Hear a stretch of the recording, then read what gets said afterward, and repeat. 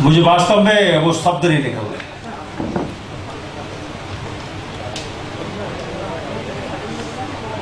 अपने खून पसीने की गारा लगाकर भारतीय जनता पार्टी की चमकती हुई इमारत जिन्होंने दी है, उन सबको उनके चरणों में मैं प्रणाम करता हूं, नमस्कार करता हूं।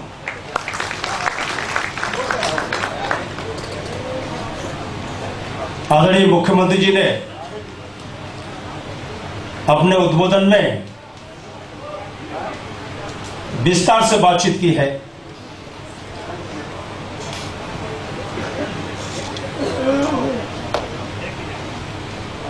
मैं ऐसे दोहराए पर खड़ा हूं कि उस आंदोलन का साक्षी भी नहीं हूं,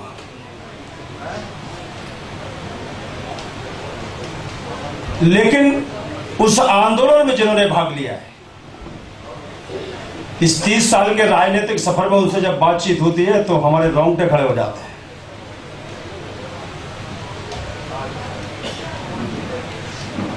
और इसलिए मैं कह सकता हूं कि संघर्षों के बाद जिंदगी फल देती है, संघर्षों के बाद जिंदगी फल देती है, खुद मिटकर चट्टान धरा को जल देती है।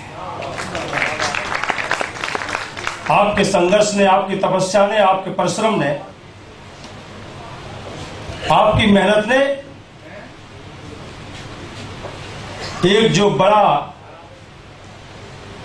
घटाटो काली रात थी, उस काली रात में से उजियारा दिया था। और आपकी प्रेरणा ने, आपके निरंतर परिश्रम ने आज वो छोटे मोटे बादल भी जो मंडरा रहे थे, उन बादलों को भी हटाने का काम कर दिया है।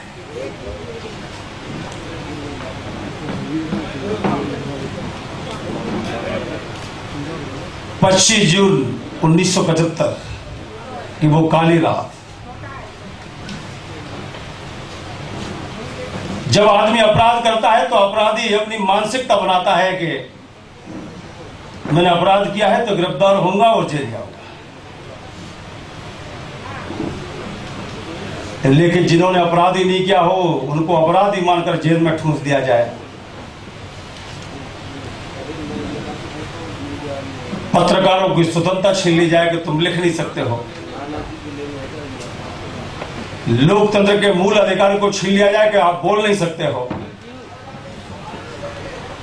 न्यायालय की स्वतंत्रता को भी कैद कर लिया जाए।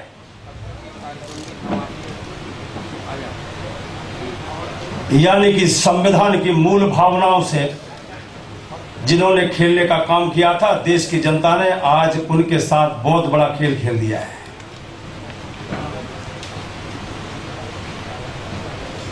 मैं आज मीसाबंदियों को पूरा इंटरनेट से निकाल के पढ़ रहा था। आदरणीय मेघनाथ जी का भी कुछ पार्ट उसमें है, आदरणीय नारायण प्रसाद जी गुप्ता का भी पार्ट उसमें, अटल जी ने क्या बोला है।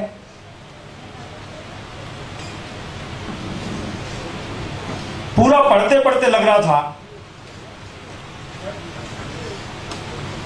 क्या 1947 के बाद 1950 में जो संविधान सौंपा गया था इस देश को चलाने के लिए, हमारे बुजुर्गों ने, हमारे महापुरुषों ने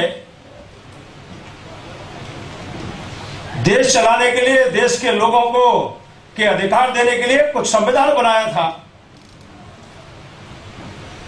क्या 1975 में उस संविधान के साथ मजाक नहीं हुआ था? उसकी पवित्रता को खंडित करने का काम नहीं हुआ था क्या? तो वास्तव में लगता है कि 25 जून 1975 की वो काली रात केवल काली रात नहीं थी। उस काली रात के भीतर बहुत अत्याचार छुपे थे, बहुत हिंसक घटनाएं छुपी थी। और इसलिए मैं जब माननीय शिवराज सिंह जी ने मुझे मंत्री बनाया, मैं ईमानदारी से कह रहा हूं, मेरे पास कोई भी फाइल जब मीसाबंदी की आती है तो मैं नस्तीबद्ध नहीं करता, क्योंकि मैं जैसे ही कलम उठाता हूं नस्तीबद्ध करने के लिए बढ़ती है, मैं रुक जाता हूं। मैंने कहा ये पाप हो जाएगा, इसको चलने दो, अगर होती हुई नहीं है तो कोई दिक्कत नहीं, लेकिन चलने दीजिए। कभी तो उजाला आएगा, कभी तो हो सकता है परिवर्तन होगी। इसलिए मैं कभी भी नस्तीबद्ध नहीं करता हूं, कभी चर्चा के लिए लिखता हूं, कभी पुनः कलेक्टर के लिए भेज देता हूं तो पुनर्विचार करें। जैसा हमारे भिंड का ही एक केस है, दुनिया को मालूम है, पूरे हमारे मध्य प्रदेश को मालूम है कि डॉक्टर जादव साहब जेल के अंदर थे, लेकिन फाइल अभी तक स्वीकृत नहीं हुई। नस्तीबद्ध होने के लिए गुप्ता जी की एक फाइल और जादव साहब की फाइल आ गई, एक सागर से भी आई। बीरेन खटीक जी ने बोला कि यार ये देखना जरा, एक नरसिंहपुर की फाइल भी आई, हमारे दिवाकर जी ने बोला। मैंने कहा चिंता मत करिए, नस्तीबद्ध तो होगी ही नहीं, मैं जब तक मंत्री हूं तब तक नस्तीबद्ध नहीं होगी, वो चलती रही।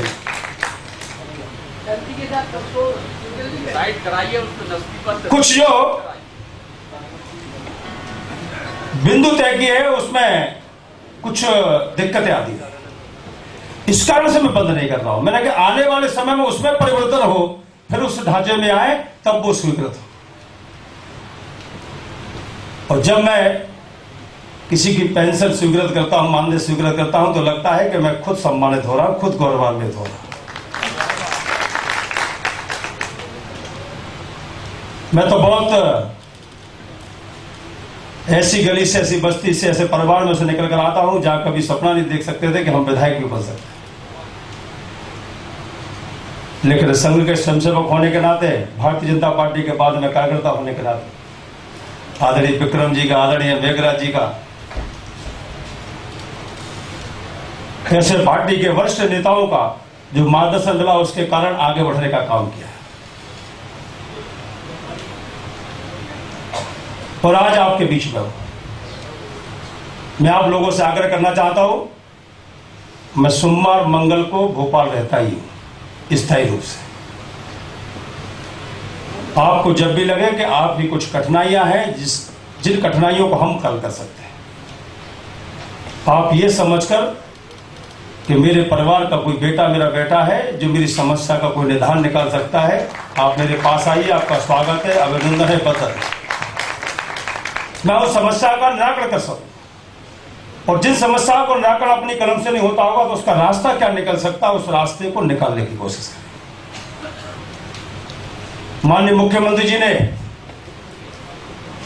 बहुत सहजता के साथ, बहुत सहजता के साथ आप सबके बीच में घोषणा करके गए।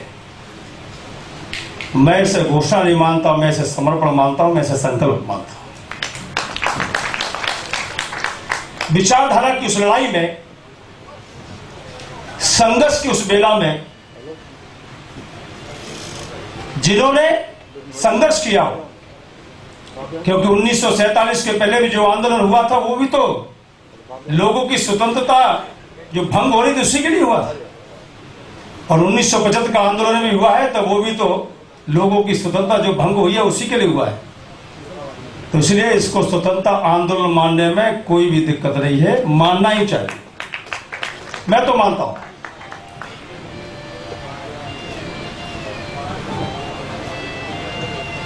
और इसलिए मैं मानता हूं कि वो जो विचारों की लड़ाई थी, उस विचारों की लड़ाई को एक ऐसा रूप दिया गया था